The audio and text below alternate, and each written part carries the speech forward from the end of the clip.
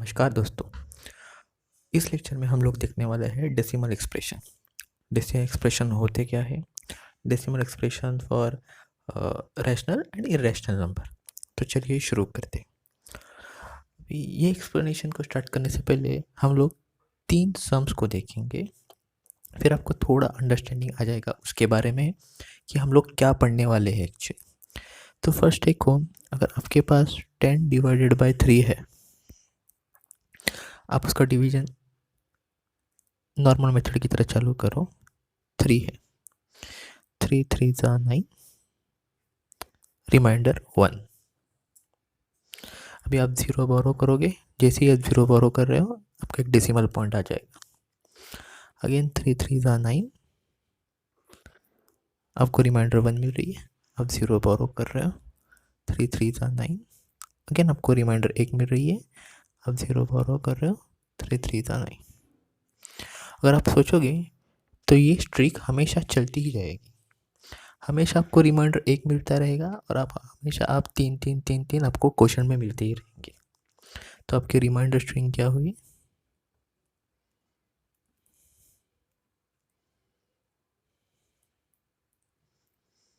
आपकी reminder string हुई 1, क्योंकि 1 1 1 रिपीट हो रहे हैं तो हम लोग इधर सिर्फ 1 लिखेंगे। और आपका डिवाइजर है 3। अभी आप दूसरे सम को देखते हैं। ये है 8 बाई 7, तो इसका कैलकुलेशन होगा 7 8। अभी 7 छोटा है तो ऑब्वियसली 0 0, आपके पास रिमाइंडर आए 7। जैसे आप 0 बोरो कर रहे हो, इधर आपको डेसिमल मिलेगा 8 8 जा 64। आपको रिमाइंडर मिल रहा है 6। 0 बोरो किया, अगेन 8 7 जा 56, आपको 4 रिमाइंडर मिल रहा है। अगेन 0 बोरो किया, 8 5 जा 40, आपको रिमाइंडर मिला 0। तो इन दिस केस आपकी रिमाइंडर स्ट्रिंग क्या हुई?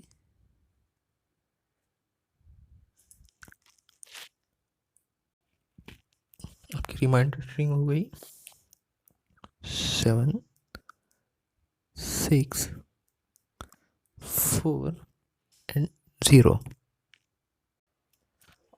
और आपका डिवाइजर हुआ 8।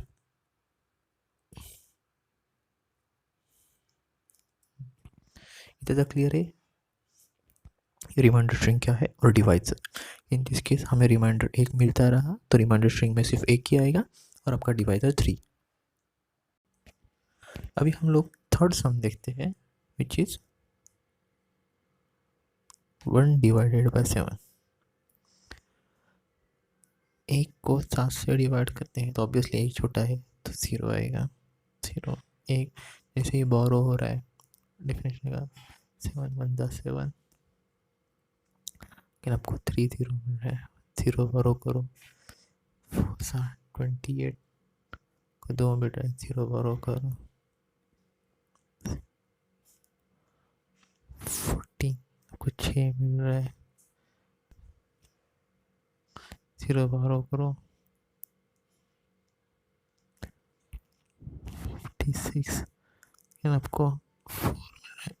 0 बोरो करो, 7 5 था 35, आपको 5 मिल रहा है। 0 बोरो करो, 7 7 था 49, अगेन आपको 1 मिल रहा है। आपको इतना मिल रहा था 1 मिल रहा। चलो ये कैलकुलेशन को हम लोग आगे बढ़ा देते हैं। 0 मिलेगा,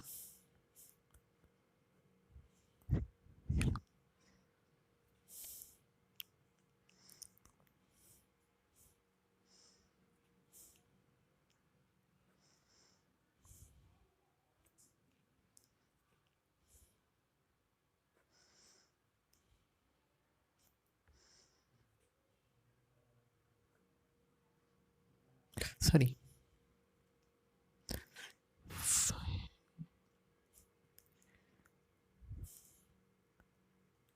अगेन आपको एक रिमाइंडर, तो आपको एक रिमाइंडर इधर मिली थी, इधर और इधर वापस मिल रही है। और आप देखोगे तो आपका ये पैटर्न और ये पैटर्न वापस रिपीट हो रहा है।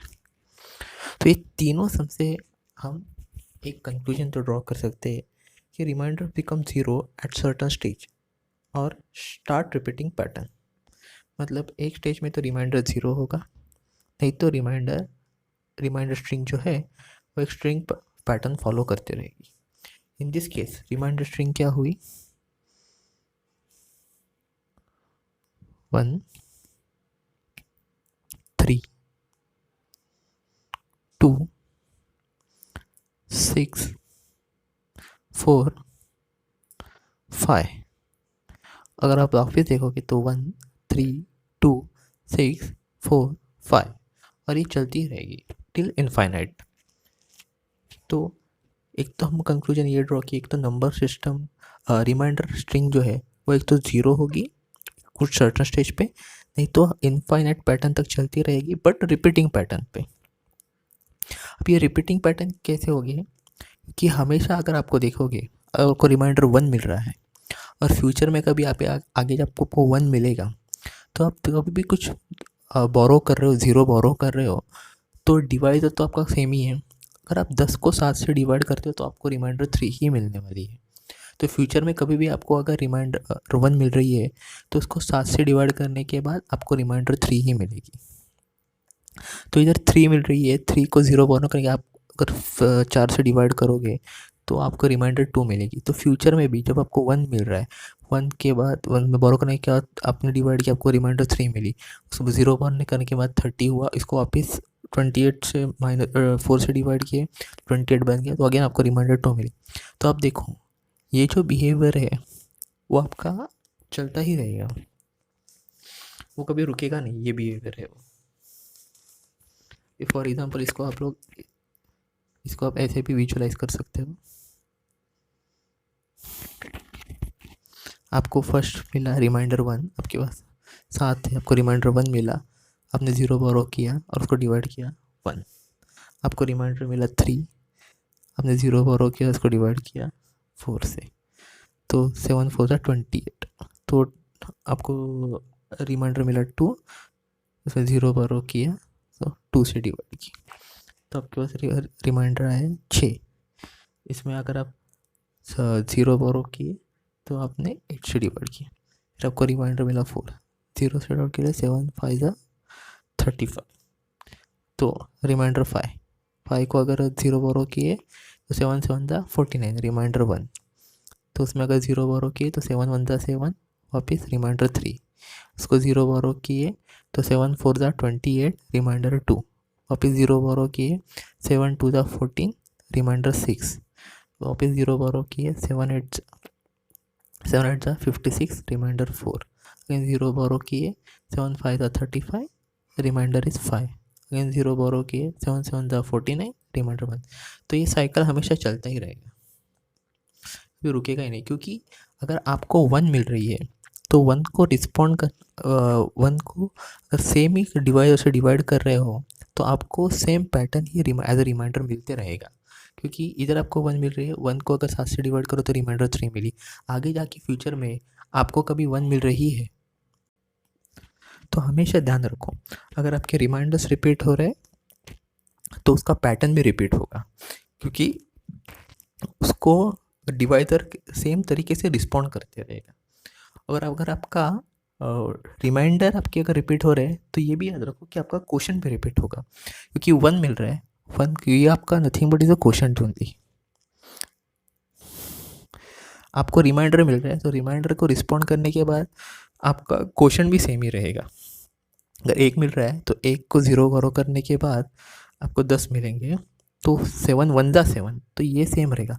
आगे जाके कभी आपको 1 मिल रहा है, 0 से आप बोरो करोगे तो 7 1 ज़ा 7 ही आएगा। तो अगर ये अनदर कंक्लूजन आप क्या ड्रॉ कर सकते हो, अगर आपका रिमाइंडर स्ट्रिंग रिपीट हो रहा है लेकिन वो सेम पैटर्न में रिपीट हो रहा है तो आपके क्वेश्चन का स्ट्रिंग भी रिपीट होगा, क्योंकि आप सेम तरीके से रिस्पॉन्ड करते रहोगे कि आपका डिवाइडर कांस्टेंट है। तो अगर आपका डिवाइडर चेंज नहीं हो रहा है, डिवाइडर एक ही वैल्यू है, अगर आपको अभी 10 मिल रही है तो आपका क्वेश्चन में 1 आएगा, रिमाइंडर 3 रहेगा। आगे जाके अगर आपको वापस किधर रिमाइंडर में 1 मिल रही है तो 0 बोरो करके 10 होगी और उसको क्वेश्चन में अगेन 1 ही आएगा। अगर आपके रिमाइंडर में 3 आ रहा है तो 3 तो बोरो करने का 3 0 है, तो उसको रिस्पॉन्ड करने के लिए आपका क्वेश्चन में 4 आएगा। तो आगे कभी फ्यूचर में आपको रिमाइंडर में 3 मिल रहा है तो 30 को रिस्पॉन्ड करने के लिए आपके क्वेश्चन में वापस 4 ही आएगा।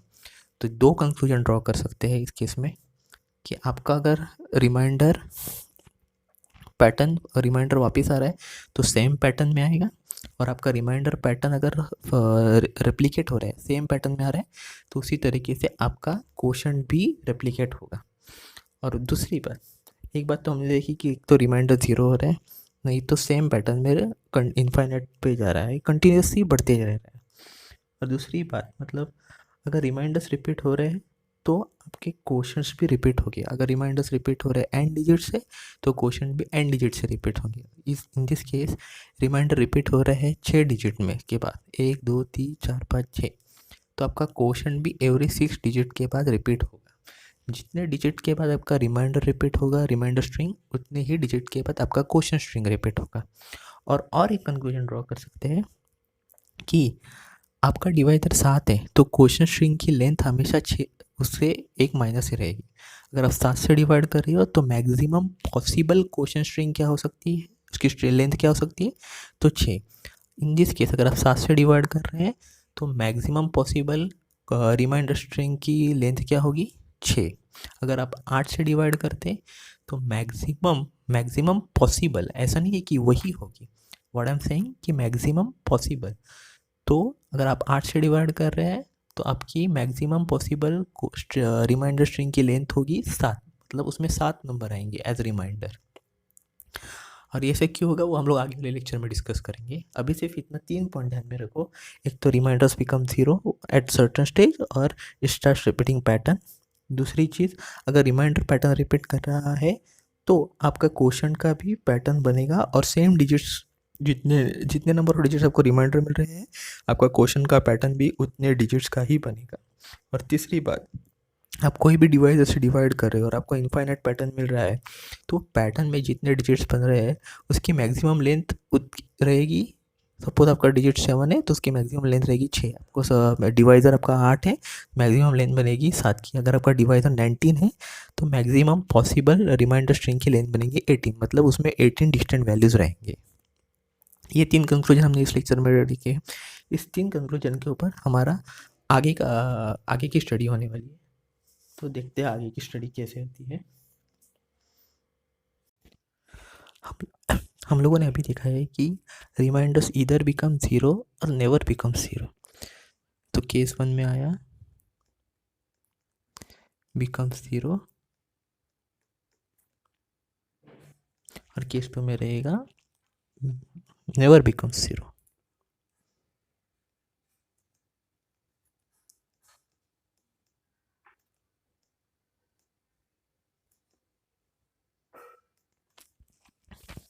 अभी बिकम 0 में क्या आएंगे, 7/8, इसकी वैल्यू रहेगी 0.875।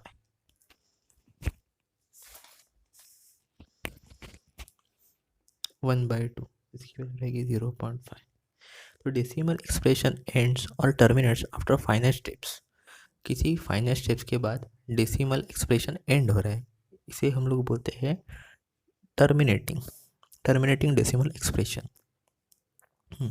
इसको हमेशा ध्यान में रखो, इसको बोलते हैं टर्मिनेटिंग डेसिमल एक्सप्रेशन।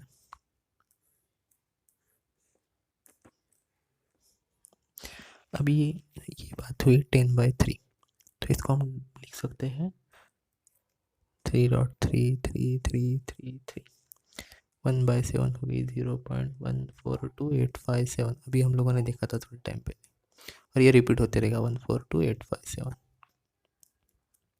तो इसे हम लोग ऐसे भी लिख सकते हैं 3.3। ये डेसिमल के बाद जितने भी पैटर्न रिपीट हो रहे हैं उसके ऊपर बार निकलते हैं, इसको भी लिख सकते हैं 0.142857 और इसके ऊपर बार आएगा 857। इन सबको बोलते हैं non terminating but recurring, non-terminating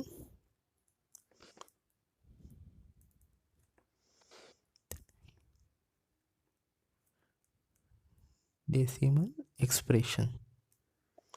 इसमें भी दो टाइप रहते हैं, एक रहते हैं रिकरिंग और एक रहते हैं नॉन रिकरिंग। जो ये रिकरिंग है, दिस इज नथिंग बट ये जो डेसिमल पॉइंट के बाद जिनका पैटर्न रिपीट होते रहता है, इसलिए इन्हें हमें कहते हैं रिकरिंग। और जिनका डेसिमल पैटर्न के बाद कोई पैटर्न ही नहीं है, मतलब लाइक 0.10110111101110 ऐसा कोई भी पैटर्न जो चलते ही रहते, 0.222022202220 ऐसे चलते ही रहते हैं, जिनका कोई पैटर्न नहीं है, इन्हें बोलते हैं non recurring, non terminating, non recurring. और ऐसी जो केस रहती है, इसे ही बोलते हैं हम लोग इर्रेशनल। इसके ऊपर काफ़ी इन डेप्थ डिस्कशन होगा सब्सिक्वेंट लेक्चर में, आने वाले अगले लेक्चर में ही। तो अभी हम लोगों ने देखा कि डेसिमल एक्सप्रेशन के दो टाइम है, terminating decimal expression, non terminating decimal expression. Non terminating decimal expression के दो पार्ट होते हैं, रिकरिंग, नॉन रिकरिंग। अभी इसके ऊपर एक दो हम लोग न्यूमेरिकल्स भी देखेंगे कि अगर आपको बोला जाता है कि 3.142678 इज़ अ रैशनल नंबर और नॉट, अगर आपको पूछा गया कि 3.142678 एक रैशनल नंबर है कि नहीं, रैशनल, तो रैशनल नंबर की डिफिनेशन क्या हुई, जो नंबर हम लोग p/q के इसमें लिख सकते हैं वो बन गई रैशनल नंबर। तो क्या हम लोग इसे लिख सकते हैं p/q के फॉर्म में? यस,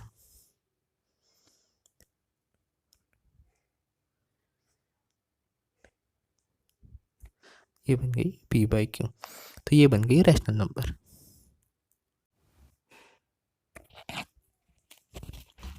तो इसे हम लोग p/q के फॉर्म में लिख सकते हैं। अगर सेकंड क्वेश्चन पूछा जाए, ये आपके एनसीईआरटी बुक के ही एग्जांपल्स है, 0.3333 ऐसे इनफाइनाइट तक, तो इसे हम लोग ये भी लिख सकते हैं 0.3 इज अ रैशनल नंबर। तो आप क्या बता सकते हो कि ये रैशनल नंबर है कि नहीं? इस तरह के सम सॉल्व करने के लिए एक अलग तरह की मेथड यूज़ की जाती है। फॉर एग्जांपल इसे हम लोग डिनोट करेंगे x, so x equal to 0.3। अगर हम इसे 10 से मल्टीप्लाई करते हैं, 10x equal to 3.3333 which is nothing but 3.3। इस 3.333 को हम लोग इस तरह भी लिख सकते हैं, 3 + 0 33333 which is nothing but 3 + 3 which is nothing but 3 + x. So 10x equal to 3 + 3, x equal to 3 10. Sorry. So 9x equal to 3. So x equal to 1/3. ये आपकी फाइनल आंसर हुई। इस सब में गौर करने वाली बात यह है कि आपके पास 0.333333 वो इनफाइनाइट तक 33, इसीलिए उसको 10 से मल्टीप्लाई करने के बाद भी आपको उसके डेसिमल के बाद सेम वैल्यू मिल रही है। तो याद रखिए, ये वैल्यू एग्जैक्ट आंसर नहीं है, अप्रोक्सीमेट आंसर है, क्योंकि 0.3333 और 0.3333 में डिफरेंस है। सी, क्योंकि ये वैल्यू इनफाइनाइट तक जा रही है, इसीलिए उसको 10 से मल्टीप्लाई करने के बाद भी हमें सेम वैल्यू मिल रही है डेसिमल के बाद। अगर आप सिर्फ 0.3333 को कंसिडर करते हैं, तो इसको 10x से मल्टीप्लाई करने के बाद 333 इतना ये आंसर आता है आपको। तो आप ऐसे नहीं लिख सकते कि equal to 10x equal to 3 + x, ये नहीं लिख सकते। क्यों? क्योंकि देयर इज अ डिफरेंस 0.3333 और 0.333 में डिफरेंस देखोगे तो 0.003 का डिफरेंस है, and it is huge difference. But क्योंकि ये वैल्यू डेसिमल के बाद इनफाइनाइट तक जा रही है, इसीलिए हम लोग डिफ्रेंशिएट नहीं कर सकते कि इसके बीच का आफ्टर मल्टीप्लिकेशन ऑफ 10 इसमें कितने का डिफरेंस रहेगा।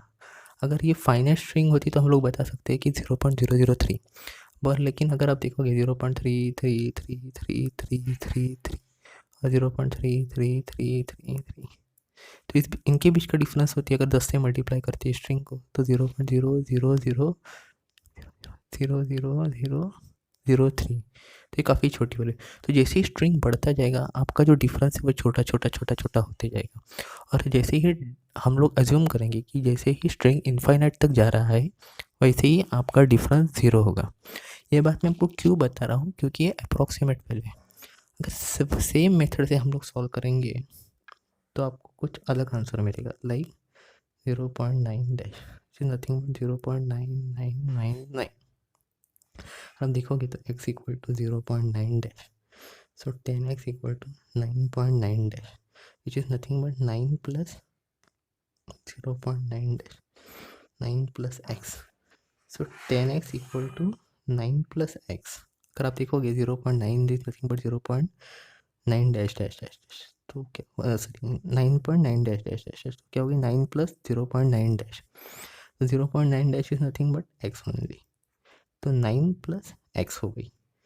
तो हम लोग देखोगे 9x इक्वल टू 9, तो x इक्वल टू 1, मतलब कि ये कैसी चक्कर है भैया, x इक्वल टू 1 कैसे, 1 थोड़ी हम लोग 0.9 डैश में लिख सकते हैं, क्योंकि 0.9 इज नथिंग बट वॉट 0.9999999, तो ये वैल्यू इनफाइनाइट तक चली जाएगी, 0.99999 ऐसे ऐसे चलती रहेगी। तो विच इज़ नथिंग बट एक से काफ़ी छोटा, एक से और इसमें कितना डिफरेंस है 0.0000000, ऐसा चलता ही रहेगा, और ये इतना चलता रहेगा, मतलब इसके बीच का कोई डिफरेंस कैलकुलेट ही नहीं कर सकते, एक से थोड़ा सा ही छोटा बोल सकते हैं, बट एक नहीं है। इसलिए मैंने प्रीवियस एग्जांपल में कहा कि ये अप्रॉक्सीमेट वैल्यू रहती है, एग्जैक्ट वैल्यू नहीं रहती। तो और एक सम देखते हैं इसके ऊपर।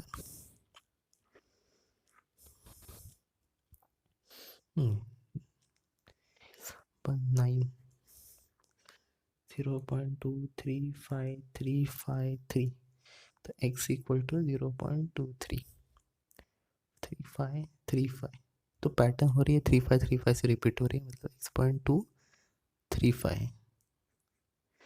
इस बार थोड़ी वैल्यू अलग है क्योंकि आगे एक डिजिट है और उसके बाद पैटर्न रिपीट हो रही है, उसका मतलब। तो हम लोग ऐसे सम्स के लिए क्या करते हैं, पहले जब तक पैटर्न शुरू नहीं होता तब तक डेसिमल खींचते हैं, मतलब 10x इक्वल टू 2.35, ये इक्वेशन तो हमने बना ली। अभी 35 पैटर्न रिपीट हो रहे हैं, तो जितने नंबर ऑफ पैटर्न रिपीट हो रहे हैं उतने नंबर से हम लोग मल्टीप्लाई करते हैं। इधर एक नंबर से पैटर्न हो रहा था इसलिए हमने 10 से मल्टीप्लाई किए थे, इधर भी पैटर्न में एक ही डिजिट था तो 10 से मल्टीप्लाई करें, इधर पैटर्न में 2 डिजिट है तो हमें 2 से मल्टीप्लाई करना है, 10 को 2 से, 1000x equal to 235.35, which is nothing but 233 plus 0.235, 0.23 plus 2.35, 2.35 nothing but 10x, so 233 plus 10x equal to 1000x, so 1000x will be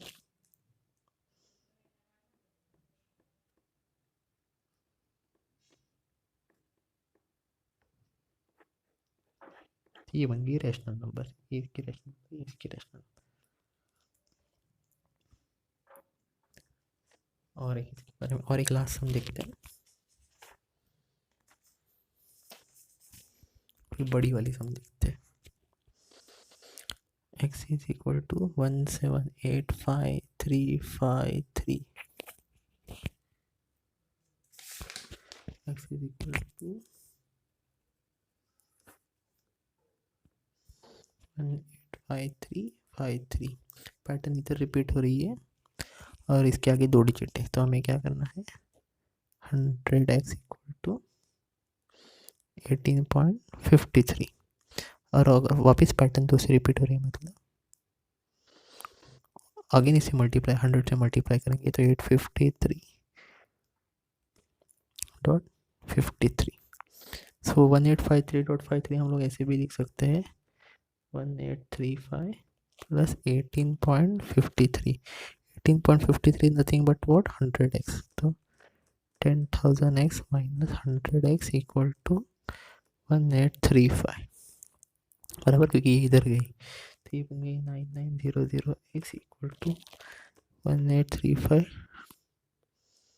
तो x इक्वल टू ये इधर से इधर गई 9900, ये आपकी इक्वेशन बन गई, ये रैशनल नंबर बन गई। तो अगले लेक्चर में हम लोग देखेंगे, वो काफ़ी क्रिशियल लेक्चर होने वाला है, उसमें हम लोग पढ़ेंगे कि इरेशनल नंबर की डेफिनेशन ऐसे क्यों होती है। और एक डिस्कशन हमारा इम्पोर्टेंट रहेगा जो हमने ऑलरेडी किया था इधर, फिर मैं इसको रीएम्फसाइज करना चाहता हूँ कि जो डिजिट्स डेसिमल के बाद नॉन रिकरिंग रहते उन्हें इरेशनल नंबर बोलते हैं। तो अगले लेक्चर में हम लोग देखेंगे कि इरेशनल की डेफिनेशन ऐसे क्यों होती है। तो टिल देन टेक केयर।